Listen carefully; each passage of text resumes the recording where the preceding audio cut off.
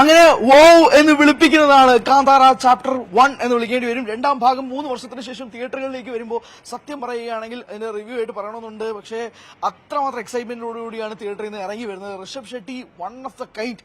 Kannada cinema ഇൻഡസ്ട്രിക്ക് മാത്രമല്ല, കാന്താര പോലൊരു സിനിമയുടെ രണ്ടാം ഭാഗം ഇറക്കുമ്പോൾ നമുക്ക് ഈ സിനിമയുടെ സെറ്റപ്പ് ട്രെയിലർ കണ്ടവർക്ക് തന്നെ മനസ്സിലാവും. ഇത് അങ്ങ് രാജാക്കന്മാരുടെ കാലഘട്ടത്തുള്ളതാണ്. പക്ഷേ ഫസ്റ്റ് ഹാഫ് അതിഗംഭീരമായി തന്നെ പേസ് ചെയ്തുകൊണ്ട് ഹ്യൂമറൊക്കെ ആഡ് ചെയ്തുകൊണ്ട് ഒരു ഋഷഭ് ഷെട്ടി ടച്ച് എന്ന രീതിയിൽ അല്ലാണ്ട് അപ്പം നമ്മൾ മുന്നത്തെ ഋഷഭ് ഷെട്ടി സിനിമകളിൽ നിന്നൊക്കെ വ്യത്യസ്തമായിക്കൊണ്ട് അദ്ദേഹം ഫസ്റ്റ് ഹാഫിൽ നല്ല നല്ല ഹ്യൂമർ ആഡ് ചെയ്തിട്ടുണ്ട്. ഇതാണ് ഇതിന്റെ ഏറ്റവും പ്രധാനപ്പെട്ട കാര്യം. ആൻഡ് അദ്ദേഹം എന്ന സംവിധായകൻ ചോര ഒഴുക്കി ഈ സിനിമ കൊടുത്തിട്ടുണ്ടെങ്കിൽ അദ്ദേഹം എന്ന നടൻ ചോരയും നീരും കൊടുത്തുകൊണ്ടാണ് ഈ സിനിമ കൊടുത്തിരിക്കുന്നത് എന്നുള്ളത് അദ്ദേഹത്തിന്റെ അഭിനയത്തിൽ നിന്നും വ്യക്തമാണ്. അതായത് ഉടനീളം അദ്ദേഹം as an actor, as A performer എങ്ങനെയൊക്കെ രീതിയിൽ ഈ സിനിമ എൻഹാൻസ് ചെയ്യാൻ പറ്റും, പെർഫോം ചെയ്യാൻ പറ്റും എന്നുള്ള രീതിയിൽ കൃത്യമായ പോർഷൻസ് കൊടുത്തുകൊണ്ട് അദ്ദേഹം ഈ സിനിമ ഉടനീളം കൈകാര്യം ചെയ്തിട്ടുണ്ട് എന്നുള്ളതാണ് എന്റെ ഏറ്റവും പ്രധാനപ്പെട്ട പോസിറ്റീവ്.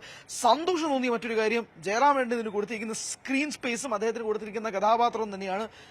അദ്ദേഹത്തിന് കൊടുത്തിരിക്കുന്ന ഒരു ഗംഭീര കഥാപാത്രം. നിങ്ങൾ തിയേറ്ററിൽ വന്ന് തന്നെ കാണാൻ ശ്രമിക്കുക. നായികയായി വന്ന രുക്മിണി വസന്തിനും അതിഗംഭീരമായ സംഭവങ്ങൾ ചെയ്തെടുക്കാനുണ്ട് ഈ സിനിമയിൽ.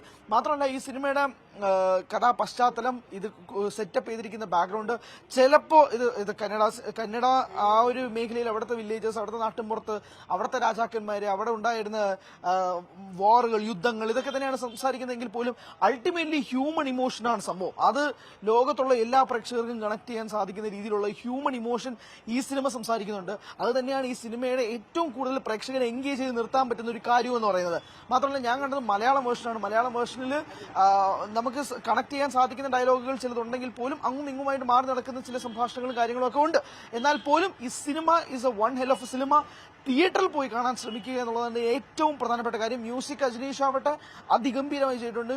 ക്യാമറ ഡിപ്പാർട്ട്മെന്റ്, ആർട്ട് ഡിപ്പാർട്ട്മെന്റ്, അങ്ങനെ എല്ലാ തലത്തിലും ഓരോ ഡിപ്പാർട്ട്മെന്റ് വൈസും എടുത്ത് സൂചിപ്പിക്കേണ്ടതാണ്. ആൻഡ് ക്ലൈമാക്സിലെ അവസാനത്തെ രംഗങ്ങൾ സത്യം പറഞ്ഞാൽ നിങ്ങളുടെ മനസ്സ് തെറിപ്പിക്കുന്ന രീതിയിൽ തന്നെ പറയാൻ പറ്റുന്ന, ഏകദേശം കാന്താര ചാപ്റ്റർ 1 അല്ലെങ്കിൽ ചാപ്റ്റർ 2 ഇറങ്ങിയ സമയത്ത് ഏറ്റവും കൂടുതൽ ചർച്ച ചെയ്യപ്പെട്ടിരുന്നത് ക്ലൈമാക്സ് ആണ്.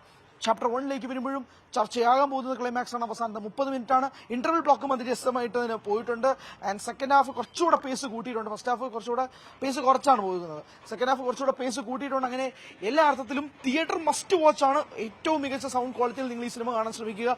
കാന്താര ചാപ്റ്റർ 1 നിങ്ങളെ നിരാശപ്പെടുത്തുന്നതിന്റെ ഏറ്റവും വലിയ ഉദാഹരണം ആദ്യ ഷോ കഴിഞ്ഞിട്ട് മനസ്സിലാക്കുകയാണ്. സിനിമ കണ്ടവരാണ് നിങ്ങളെങ്കിലും അഭിപ്രായം പറയുക. കാണാത്തവർ തീർച്ചയായും കാണാൻ ശ്രമിക്കുക. Thank you so much.